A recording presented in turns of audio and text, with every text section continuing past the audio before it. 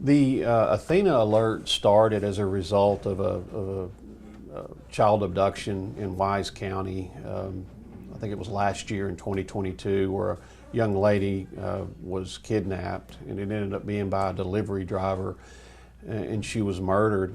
And so Governor Abbott signed into law a bill that was presented called the Athena Alert in honor of her.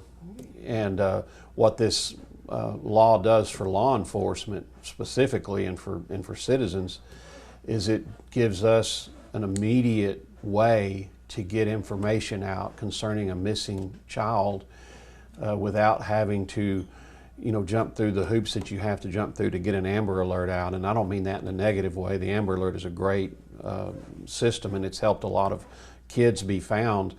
But this alert gives us the ability, if we get sent to a call where a child is missing, it gives us the opportunity to go ahead and push it out within a 100-mile radius, I believe it is. So regionally, we're going to be able to send a message out about the child missing.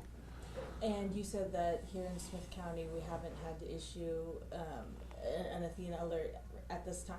No, we have not. Fortunately, we have not yet. But I'm sure down the road, unfortunately, we'll have to issue one out, just like any other law enforcement agency. But we get a lot of Amber Alerts. I know some people get woke up in the morning and they, 1 or 2 o'clock in the morning with an Amber Alert. But I don't want people to get to the point where they stop looking at these things, because even though it may wake you up, it's important enough that we get this information out to the public so they can be on the lookout for whatever description we have of the vehicle, suspect vehicle, the suspect, the child. I know you see the signs on the highways going, to and from Dallas or Houston or out on the interstate when we do have these Amber Alerts put out. I'm sure the Athena Alert will be the same way.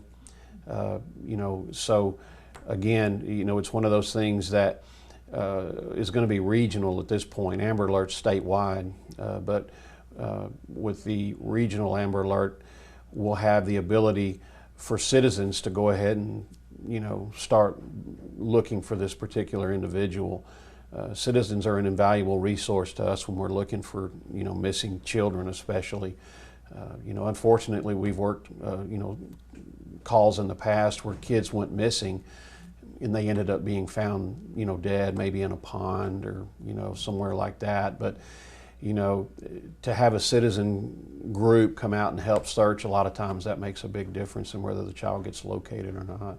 Right. And we were also talking about that, how critics are saying that people kind of go numb to these alerts because they just get it constantly. They even I think there's even a way on your iPhone to just turn off the alerts. Right. So that's what we were wondering with Athena Alert. Do you think people are going to go numb to these kinds of alerts?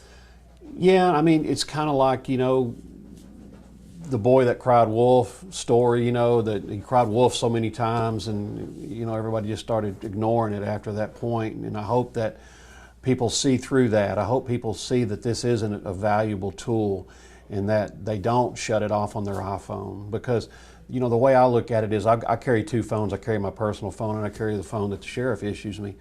And, both of them are activated. And the thing that I want people to think about is, what if that was your child? What if that was your grandchild, nephew, niece? What if that was somebody that you loved, a friend's child? How would you feel about that then, So, try to, take these things seriously when you see them. Go ahead and look at them and read them, and, be wary of whatever the description is whenever you get out and about, start your day or night. Right. And when did Greg Abbott sign it into law? Do you know exactly when that was? Greg Abbott signed this on June the 13th of this year. Okay, June 13th. Yeah, All right. and it's effective immediately. So I personally haven't heard one come out yet, but I believe that we'll start seeing these come out as time progresses.